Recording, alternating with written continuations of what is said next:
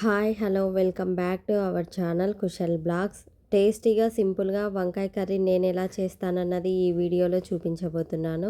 చాలా అంటే చాలా టేస్టీగా ఉంటుంది. సింపుల్గా చేసుకోవచ్చు చాలా త్వరగా. ఈ కర్రీ అన్నంలోకైనా చపాతీలోకైనా రొట్టెలోకైనా చాలా అంటే చాలా టేస్టీగా ఉంటుంది. ఒకసారి ఇలా అయితే ట్రై చేయండి.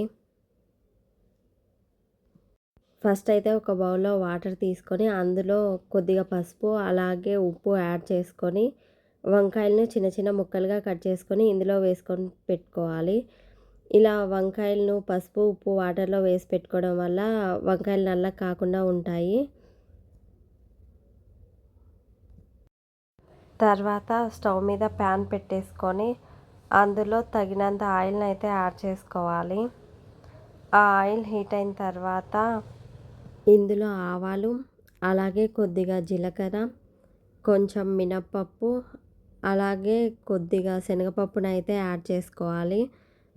వీటిని మేమైతే తిరువాత గింజలు అనేసి అంటాము.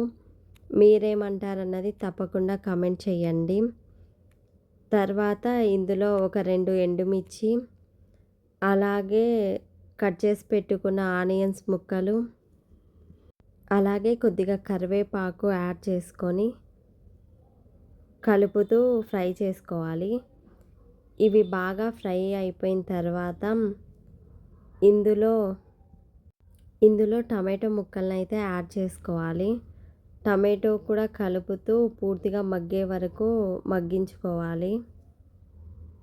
టమాటో పూర్తిగా మగ్గిపోయిన తర్వాత ఇందులో 1 స్పూన్ అల్లం వెల్లుల్లి పేస్ట్ యాడ్ చేసుకొని కలుపుతూ పచ్చివాసన పోయే వరకు ఫ్రై చేసుకోవాలి. ఇలా బాగా ఫ్రై చేయడం వల్ల కర్రీ చాలా టేస్టీగా ఉంటుంది. తర్వాత ముందుగా కట్ చేసి పెట్టుకున్న వంకాయ ముక్కలనైతే యాడ్ చేసుకొని కలుపుతూ కొద్దిసేపు అయితే ఫ్రై చేసుకోవాలి. ఈ వంకాయ ముక్కలు కొద్దిసేపు ఫ్రై అయిపోయిన తర్వాత ఇందులో తగినంత పసుపు, అలాగే రుచికి సరిపడినంత ఉప్పునైతే యాడ్ చేసుకొని కలుపుతూ కొద్దిసేపు అయితే ఫ్రై చేసుకోవాలి. ఇలా ఫ్రై చేయడం వల్ల వంకాయలు త్వరగా మగ్గిపోతాయి. పసుపు, ఉప్పు వేయడం వల్ల కొద్దిసేపు మగ్గించుకోవాలి. తర్వాత సరిపడినంత కారంనైతే యాడ్ చేసుకొని మరి కొద్దిసేపు కలుపుతూ అయితే ఫ్రై చేసుకోవాలి. కొద్దిసేపు ఫ్రై అయిపోయిన తర్వాత ఇందులో 1 స్పూన్ కొబ్బరి పొడి, అలాగే 1 స్పూన్ ధనియాల పొడి యాడ్ చేసుకొని మరి కొద్దిసేపు కలుపుతూ ఫ్రై చేసుకోవాలి. తర్వాత ఇందులో తగినంత వాటర్ని అయితే యాడ్ చేసుకొని మూత పెట్టుకొని వంకాయలు పూర్తిగా ఉడికే వరకు ఉడికించుకోవాలి. పూర్తిగా ఉడికిన తర్వాత ఇందులో తగినంత గరం మసాలా, అలాగే కొత్తిమీర చల్లేసుకుంటే ఎంతో టేస్టీగా ఉండే వంకాయ కర్రీ అయితే రెడీ అయిపోయింది. చాలా అంటే చాలా టేస్టీగా వచ్చింది. ఒకసారి మీరు కూడా ట్రై చేయండి.